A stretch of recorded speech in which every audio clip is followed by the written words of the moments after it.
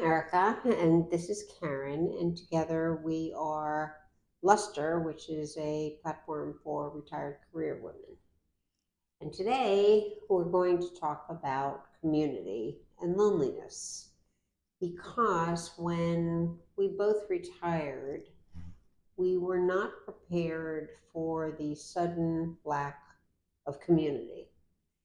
Yes, we were indeed shocked by the fact, we knew, of course, because we're not completely dumb, that we were very connected to our work lives. But we didn't really realize what that meant when you had no connection at all to your work life almost overnight.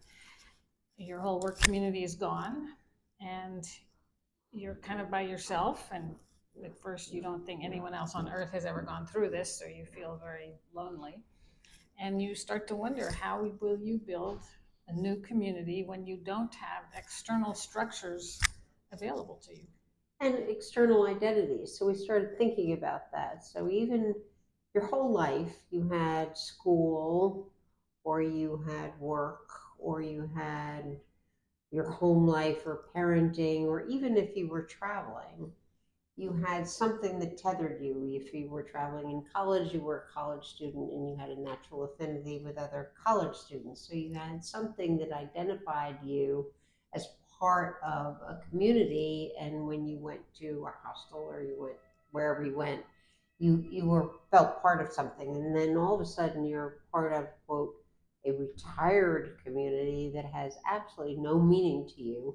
And it's not a community. And it's not a community. So you're sitting there saying, okay, everybody I know is either somewhere else that I can't identify because they've either dispersed, or they're still working, or they're seemingly busy and I have no idea how to find them, right? And so we had each other, which was really lucky because Very lucky and important, critical, because we started and we didn't plan it. I mean, initially we just planned to have lunch, right? Well, and then we planned a business. We planned to go into business together, and then Right. that was a big fat flop. But after we got over that, Right. But I mean, we initially we said we're going to do something, right? And then our flop. But it wasn't because we needed a community that No. we were going to do it. We wanted to do something. We didn't Yes. think of it as you're going to be my community. Right? No, and we didn't have any thought in our heads that somehow that would lead to a broader community. Right.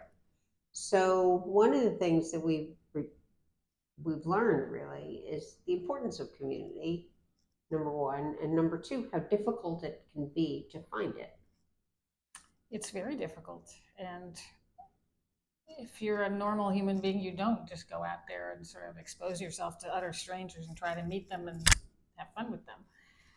But sometimes that seemed like the only way to go. Right. So let's talk about a little bit about how some of the things we've learned ourselves and from other Luster folks about how they have found the things that they've done that have worked, and actually some things that they've done that didn't work.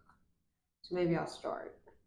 So one of the things I did, partially for fun and partially to find community, was I always wanted to take a design class because I had these, 700 years of architectural digest in my basement, but I didn't know anything about anything. So I decided I needed to learn something. And the first classes I took were at night because I was so used to everything that I wanted to do was at night.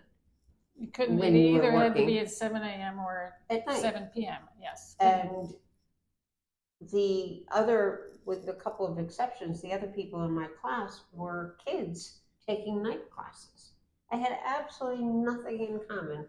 I was not going to find my community with these kids because they were there, those were not my people.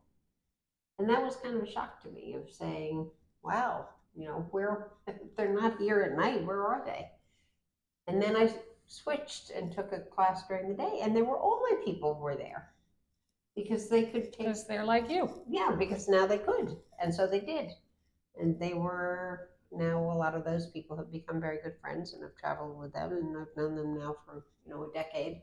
And it was wonderful. But thinking through who is going to be there part of finding not just what am I going to learn, but who would likely be taking that course at that time of day in that place is part of the equation, I think. Well, you sure did better than I did because, of course, I decided to learn how to fly. Well, nobody learns how to fly except pretty young people. And they were lovely people, but you have to work hard to become a pilot, and they all wanted to become commercial pilots, and that was not something I was going to do. So I had a really good time with them for a while, but that was not a long-term community either. But it does raise the importance of the intergenerational piece of the community, which I found actually largely through nonprofit work, which is the same kind of paradigm of saying, some nonprofits have boards, if that's what you want to do, or the actual work of the nonprofit, that the people aren't really people you want to hang around with. So in choosing the mission and the passion that you have to have for the work that they're doing, it's also, to me anyway, important to think about who are you doing that work with. And it turned out in the nonprofit that I work with, the board members and the people that are actually working in the organization are people that I have become quite fond of and good friends, and they're to a large extent a lot younger than I am. Well, yes, we have nothing against young people.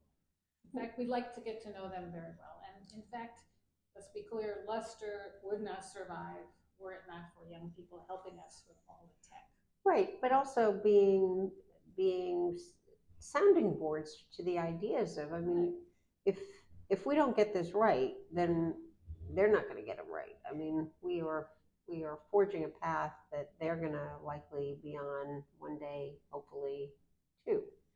Right. So I think the intergenerational part of the community, which is why you and I have never liked the idea of kind of retirement communities, of being with, for us, I mean, I think it suits a lot of people, but it doesn't suit us very well because having younger folks around that are not necessarily related to you is just really an important part of our lives, whether through art galleries for you or through other stuff for me. It's huge. And so I think you've got to affirmatively go looking for that, but I think it makes everything so much better.